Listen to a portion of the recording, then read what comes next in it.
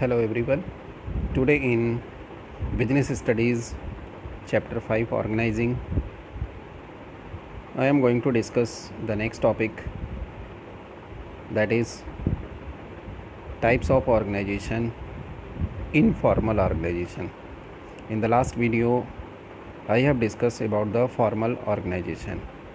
In this video I will discuss informal organization along with CBSE exam asked question in the previous year board exam.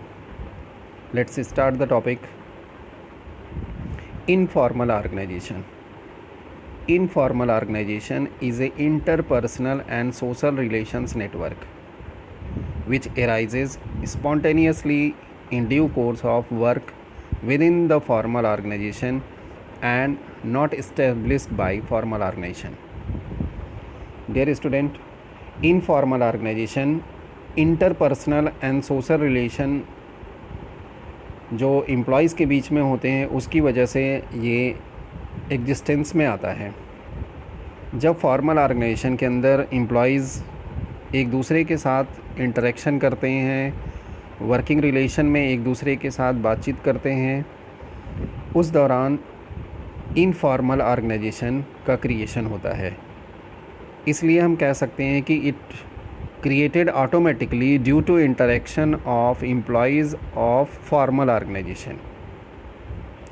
मतलब informal organization का जो creation है या existence जो है ये फॉर्मल ऑर्गेनाइजेशन की वजह से ही आता है, क्योंकि वहाँ पर डिफरेंट डिपार्टमेंट्स में काम करने वाले जो एम्प्लॉयज़ हैं जब एक दूसरे के साथ इंटरेक्शन करते हैं तो यहाँ पर उनका इंटरपर्सनल और सोशल नेटवर्क क्रिएट होता है एक दूसरे के साथ, और यही सोशल नेटवर्क जो बनता है इसको हम इनफॉर्मल ऑर्गेनाइजेशन कहते हैं।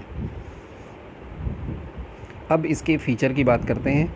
Informal organization it originates automatically within the formal organization. जैसा हमने आपको अभी बताया कि इसका जो एग्जिस्टेंस होता है या ये एग्जिस्टेंस में आता कैसे है, ऑटोमेटिकली आता है। ये ऑटोमेटिकली आता है due to interaction of employees of formal organization. जैसे आप इसको ऐसे समझें कि परचेज़ डिपार्टमेंट है, परचेज़ डिपार्टमेंट में जो एम्प्लॉयज़ काम कर रहा है उसका इंटरेक्शन प्रोडक्शन डिपार्टमेंट के एम्प्लॉय से बहुत ज़्यादा होता है। तो यहाँ पर जो एम्प्लॉयज़ आपस में मटेरियल को लेने के लिए आप बातचीत करते हैं उसके थ्रू अगर यहाँ पर उनके बीच में जो रिलेशनशिप बनता है, जो इंटरपर्सनल नेटवर्क क्रिएट होते हैं, सोशल नेटवर्क क्रिएट होते हैं, that is called informal organization. और इसके बनने के पीछे जो मेन मोटिव होता है that is to satisfy the psychological satisfaction and social needs of the employees. क्योंकि ये जो सोशल नीड्स हैं इसको फुलफ़िल करने के लिए फॉर्मल ऑर्गेनाइजेशन में कोई स्पेस नहीं दिया जाता है, क्योंकि वहाँ पर जो फॉर्मल ऑर्गेनाइजेशन का मेन फोकस होता है that emphasises only on the work and achievement of organisational goal. लेकिन फॉर्मल ऑर्गेनाइजेशन का जो एम होता है that is to fulfil the social needs and psychological needs of the employees. That's why it created through the interaction of employees from one department to another department. Within the department it also created. Next इसका जो feature है that is standards of behaviour is involve. यहाँ पर जो behaviour का standard है वो involve होता है एम्प्लॉयज़ का। नेक्स्ट है communication flow does not follow. यहाँ पर कम्युनिकेशन जो एम्प्लॉयज़ के बीच में होता है, जैसा फॉर्मल ऑर्गेनाइजेशन में था कि वहाँ पे स्केलर चेन को स्ट्रिक्टली फॉलो किया जाता है, but in case of informal organization there is no such scalar chain. It means information travels in any direction. Chain of command यहाँ पर फॉलो नहीं किया जाता, तो इंफॉर्मेशन कहीं भी ट्रैवल कर सकती है। इस कंडीशन में the source of information can not be known. Information कहाँ से आ रही है इसका पता नहीं चल पाता है। As any person can communicate with any one in the organization. कोई भी व्यक्ति यहाँ पर कम्युनिकेशन किसी दूसरे व्यक्ति के साथ कर लेता है। नेक्स्ट आता है emerged spontaneously and not created by management.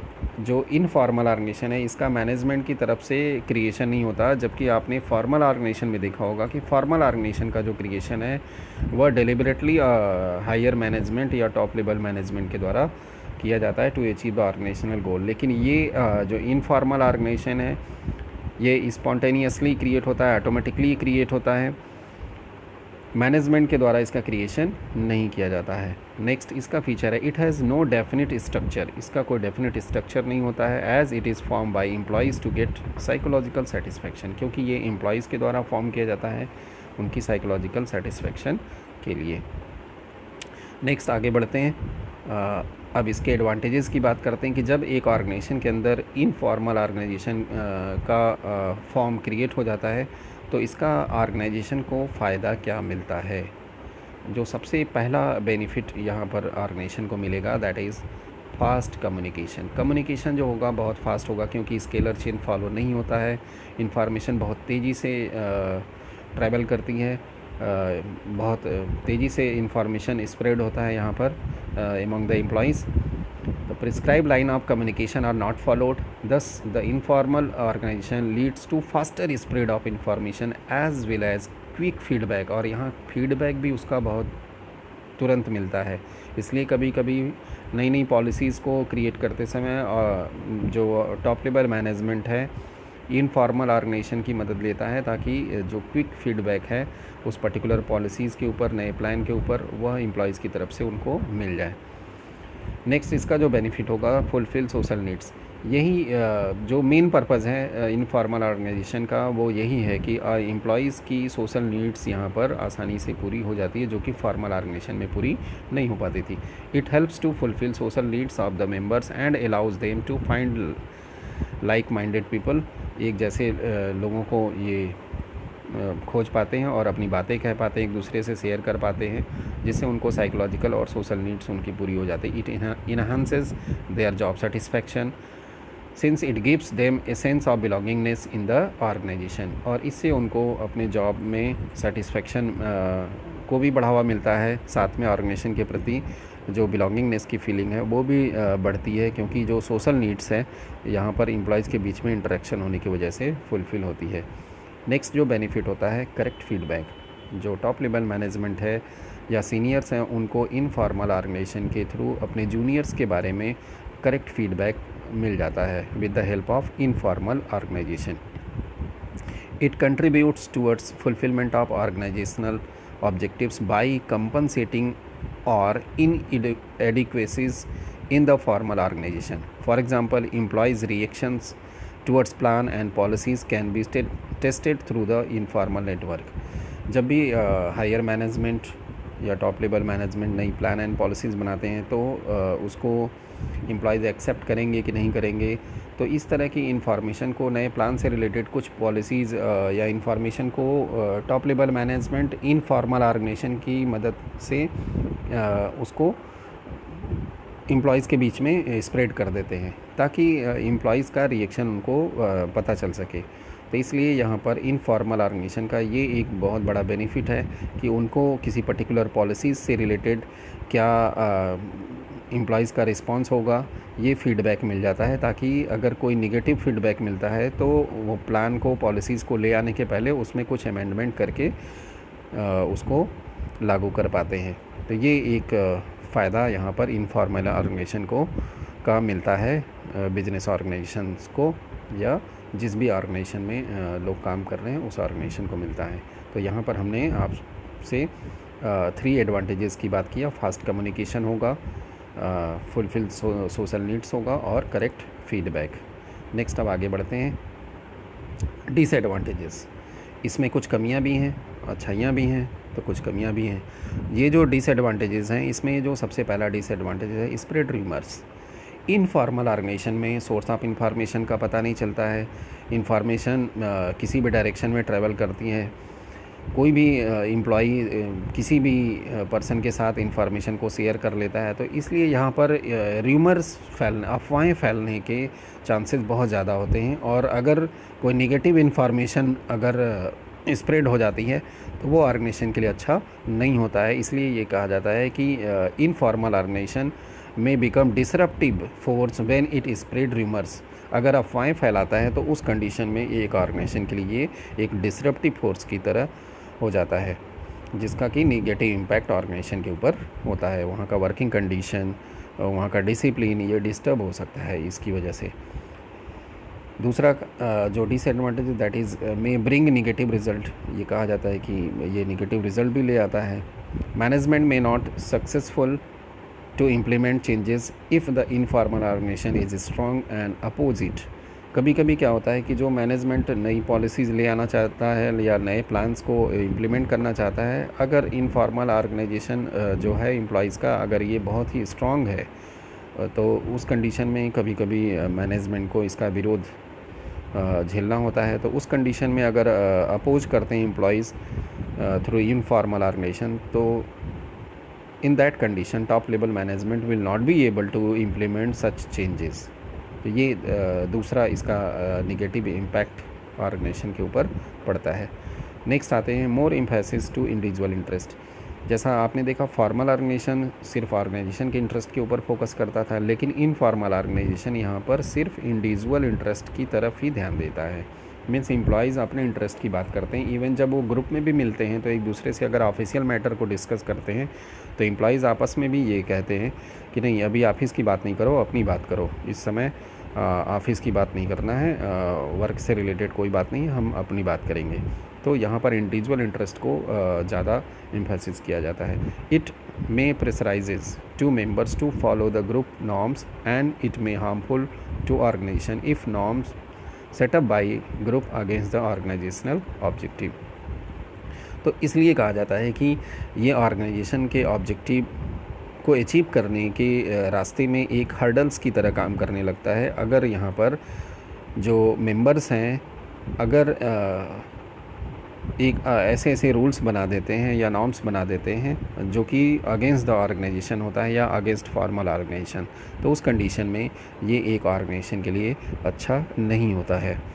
लेकिन जो हायर मैनेजमेंट है इसको स्ट्रेटजिक वे में यूज़ करते हैं और आसानी से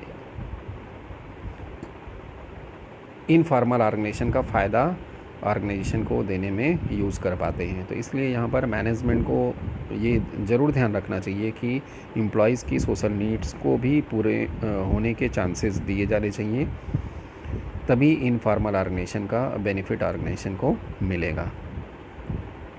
नेक्स्ट आते हैं अब इसके ऊपर, इस टॉपिक के ऊपर 2016 बोर्ड एग्ज़ाम में केस स्टडी क्वेश्चन आया था, काफ़ी अच्छा क्वेश्चन आया था। और इस केस को पढ़ने के बाद आप आसानी से समझ सकते हैं कि इनफॉर्मल ऑर्गेनाइजेशन यहाँ पर है। हमने आपको कई बार ये बताया है कि जब भी आप केस स्टडी क्वेश्चंस को पढ़ेंगे तो सबसे पहले आप क्वेश्चन में देखेंगे कि क्या पूछना चाह रहा है क्वेश्चन। तो जितने भी क्वेश्चंस लास्ट में केस के बाद पूछे जाते हैं पहले उसको आपको देखना है, ताकि आप एक पर्टिकुलर टॉपिक में अपने आप को समझ सकें। तो जैसे इस क्वेश्चन में आप ए पॉइंट देखेंगे तो यहाँ पूछा जा रहा है कि identify the type of organization which permits the flow of communication in all the direction in my car limited. तो जैसे ये लाइन पढ़ते हैं आप तो कम्युनिकेशन किस ऑर्गेनाइजेशन में हर डायरेक्शन में जाता है, तो ये क्लियरली ये आपके माइंड में एक पिक्चर आ जाएगा या आंसर आ जाएगा कि इनफॉर्मल ऑर्गेनाइजेशन ही है जहाँ पर कि इंफॉर्मेशन हर डायरेक्शन में ट्रैवल करता है। दूसरा कह रहा है also state an advantages of the type of organization identified in the part A above. तो इसमें जो ए पॉइंट में आपने पहचाना जैसे इनफॉर्मल है इसका आंसर, तो इनफॉर्मल के एडवांटेजेस लिखेंगे।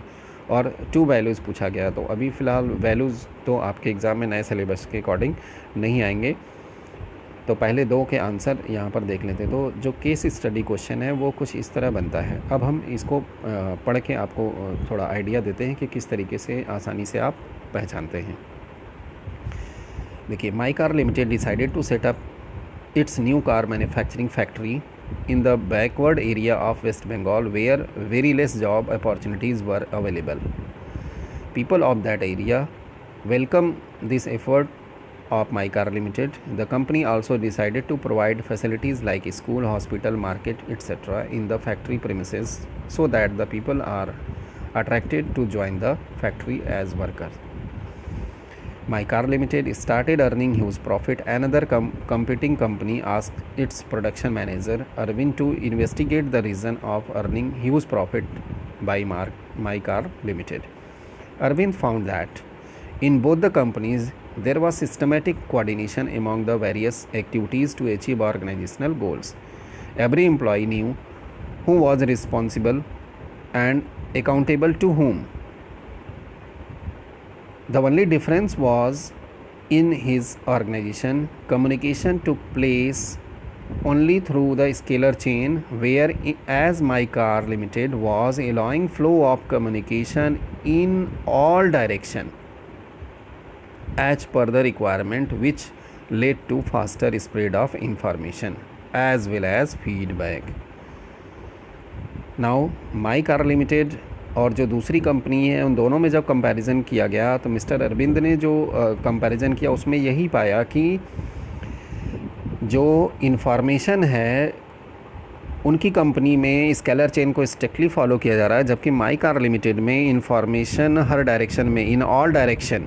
तो ये जो लाइन है इन ऑल डायरेक्शन, ये लाइन आपके लिए सफिशिएंट है आंसर को ढूंढने के लिए। तो यहाँ पर माई कार लिमिटेड में इसी बात को पूछा गया ए पॉइंट में, तो इसका आंसर आप इनफॉर्मल ऑर्गेनाइजेशन दे देंगे। और उसके बाद जो हमने आपसे इसके एडवांटेजेस डिस्कस किए हैं सेकंड पॉइंट में, वो इसके एडवांटेजेस आप लिखेंगे।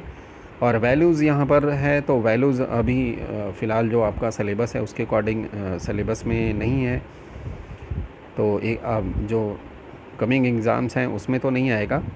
लेकिन जो वैल्यूज़ है तो यहाँ एम्प्लॉयमेंट जनरेशन की बात कर रहे हैं, वेस्ट बंगाल के बैकवर्ड एरियाज़ में जॉब अपॉर्चुनिटी वगैरह प्रोवाइड कर रहे हैं, तो ये सोशल रिस्पॉन्सिबिलिटी का फुलफिलमेंट है और कंपनी की तरफ से। तो इस तरीके से आप यहाँ पर इस आंसर को बना सकते हैं। तो नाउ सीधा आंसर आप देखें, इनफॉर्मल ऑर्गेनाइजेशन और इसके एडवांटेजेस ये जो हमने डिस्कस किया। इसमें जो सीबीएसई का ये आंसर है, तो सीबीएसई ने इसमें एग्ज़ामिनीज़ को एक बेनिफिट या सजेशन दिया है कि if examinees has given only the headings, half marks for each heading should be awarded, और वैल्यू ये दिया गया। तो इस तरीके से आप इसका आंसर करेंगे। आई होप आपको इनफॉर्मल ऑर्गेनाइजेशन का कॉन्सेप्ट, उसके एडवांटेजेस, डिसएडवांटेजेस और जो क्वेश्चन पूछे जाते हैं इस टॉपिक से रिलेटेड, उसके नेचर का पता चला और आपको समझ में आया होगा। Thank you very much for watching this video. Keep watching, like and share.